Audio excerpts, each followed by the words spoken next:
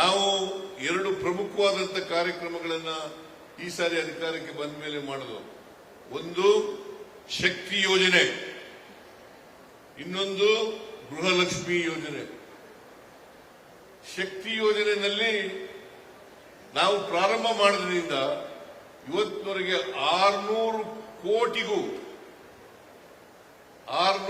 ಕೋಟಿಗೂ ಹೆಚ್ಚು ಮಹಿಳೆಯರು ಸರ್ಕಾರಿ ವಾಹನಗಳಲ್ಲಿ ಉಚಿತವಾಗಿ ಪ್ರಯಾಣ ಮಾಡಿದ್ದಾರೆ ಹೇಳ್ತಕ್ಕಂಥ ಮಾತುಗಳನ್ನು ಹೇಳಲಿಕ್ಕೆ ಬಯಸ್ತಾ ಇದ್ದೇನೆ.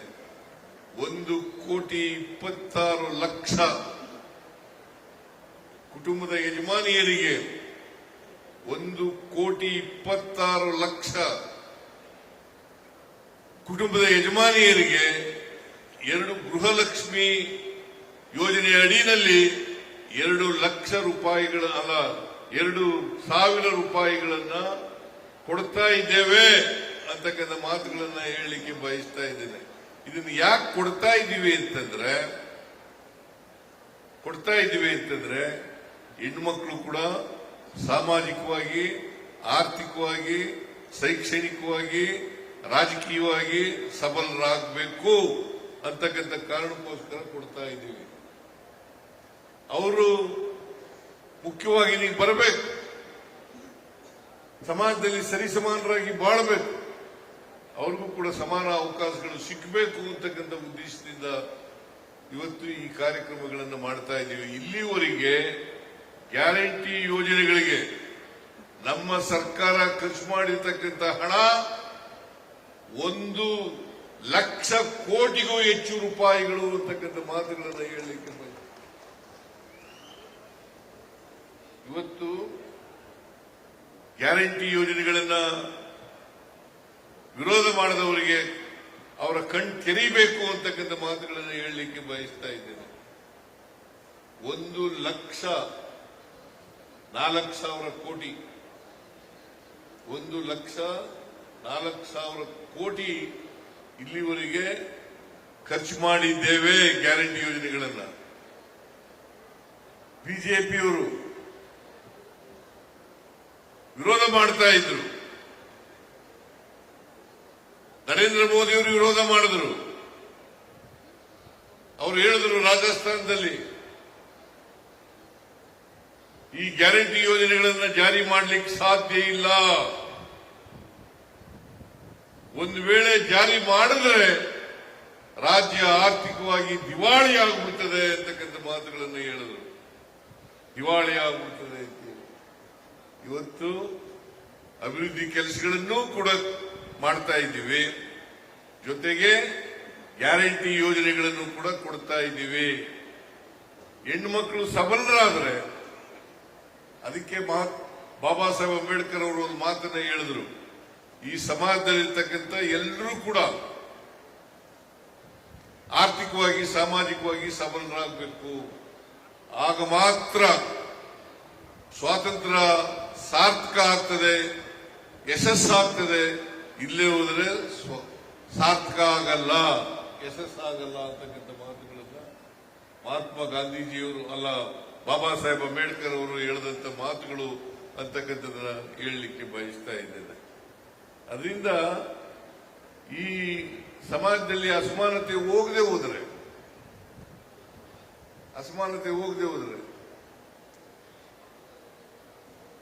ಜೊತೆಗೆ ಈ ತಾರತಮ್ಯ ಇದೆಯಲ್ಲ, ಪುರುಷ ಮತ್ತು ಮಹಿಳೆಯರು, ಈ ತಾರತಮ್ಯನೂ ಕೂಡ ಹೋಗಬೇಕು. ಅದಕ್ಕೋಸ್ಕರ ಸುಮಾರು ಈ ವರ್ಷದ ಬಜೆಟ್ನಲ್ಲಿ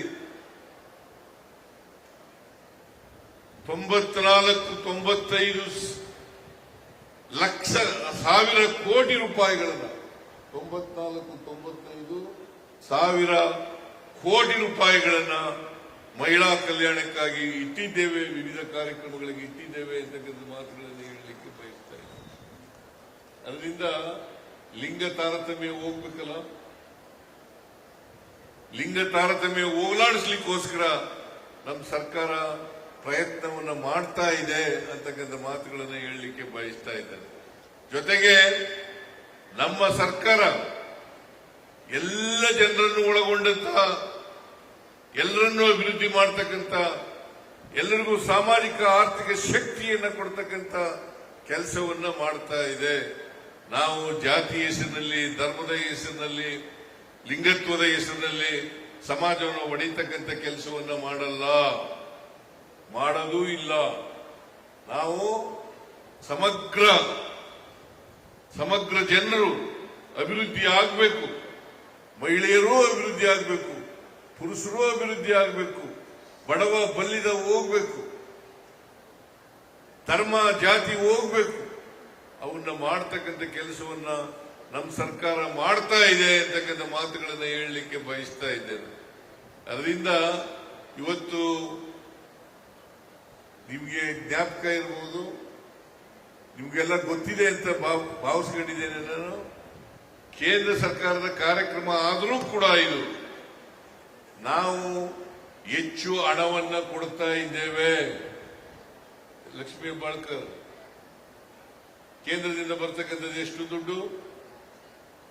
2,700 ರೂಪಾಯಿ. 2,700 ರೂಪಾಯಿ. ನಾವು ಕೊಡ್ತಕ್ಕಂಥದ್ದು 8,500 ರೂಪಾಯಿ.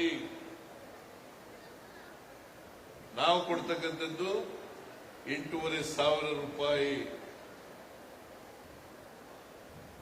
ಇದು ಮಹಿಳಾ ಕಾರ್ಯಕರ್ತರಿಗೂ ಹೆಚ್ಚಾಗಿ ಕೊಡ್ತಾ ಇದ್ದೀವಿ, ಸಹಾಯಕಿಯರಿಗೂ ಕೂಡ ಹೆಚ್ಚಾಗಿ ಕೊಡ್ತಾ ಇದ್ದೀವಿ.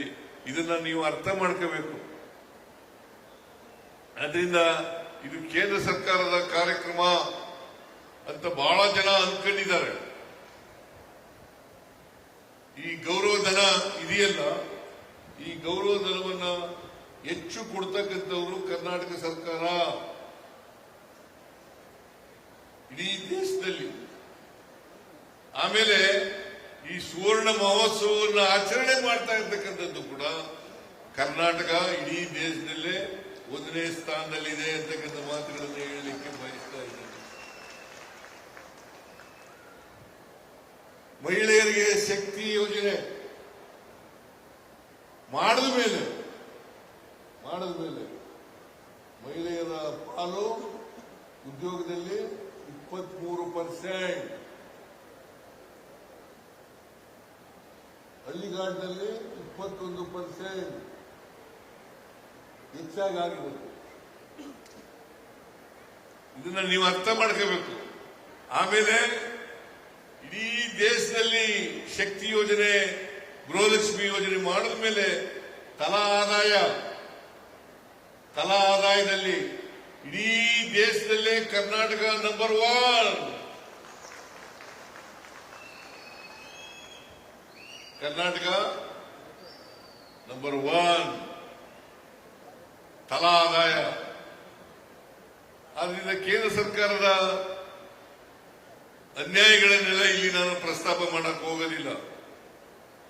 ಕೇಂದ್ರ ಸರ್ಕಾರ ಅವರು ಎಷ್ಟು ಪ್ರಚಾರವನ್ನ ಗಿಟ್ಟಿಸ್ಕೊತಾರೆ ಅಷ್ಟು ಕೆಲಸಗಳನ್ನ ಮಾಡ್ತಾ ಇಲ್ಲ ಅಂತಕ್ಕಂಥ ಮಾತುಗಳನ್ನ ಹೇಳಲಿಕ್ಕೆ ಬಯಸ್ತಾ ಇದ್ದೇನೆ.